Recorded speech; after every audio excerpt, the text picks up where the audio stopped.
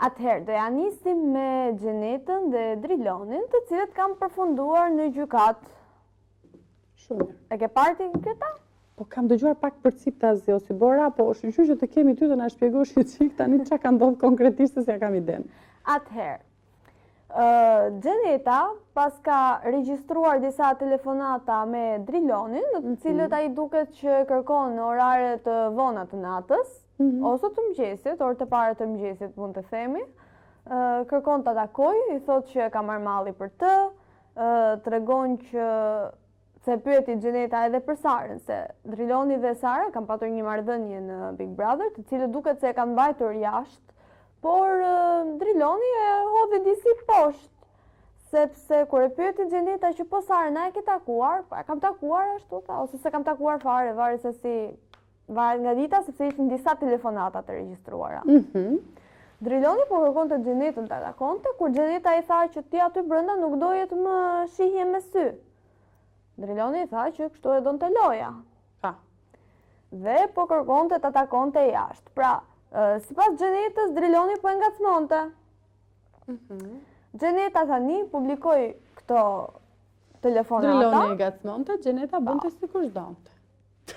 Po mbas edhe nuk donte vërtet, se me Driloni nuk është se i haj muhabeti shumë. Po mirë, ndodhin gjëra të tjera pastaj, pse mos ta provoj njëri jashtë brenda gjë tjetër.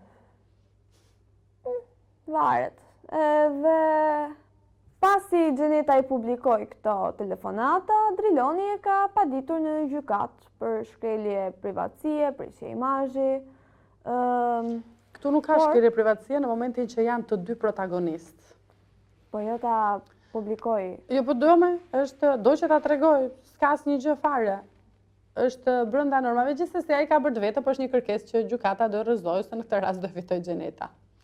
Si Bora, unë nuk mundem dot të bëj publike një moment tëndin ku unë nuk jam e përfshirë fare. Kjo është thyerje privatësisë. Ama nëse ne të dyja kemi një debat ku ti tregon aty gjendje jo të mirë psiqike etj dhe unë e publikoj, jemi të përfshira të dyja. Për sa kohë jemi të përfshira të dyja, është drejta ime për ta publikuar. Ama në momentin që unë nuk jam e përfshirë në një situatë tënde, aty është thyerje privatësisë. Driloni e ka paditur, kështu që presim. Xheneta tha që po i fshi këto telefonata vetëm për shkak se ma kërkon gjykata, por ju të vërtetën e dini situatat, e pranoj gjyshin me kohë lartë. Po mirë, pra sepse kjo është me marrëveshje. Po, dhe një gjë tjetër është se Driloni pas ka qenë në dieni të regjistrimit të telefonatave. Çfarë do të thonë kjo? Se na doli informacion fake tash. Kështu lexova unë, që Driloni e dinte pjesën e publikimit, pjesën që telefonatat po regjistroheshin. Thjesht nuk e mori mendja se ajo mund të bëte publike. Okej, gjithsesi. Unë jam kurioze të di tani se si do jetë marrëdhënia mes Drilonit dhe Sarës, pas gjërave që ai ka thënë.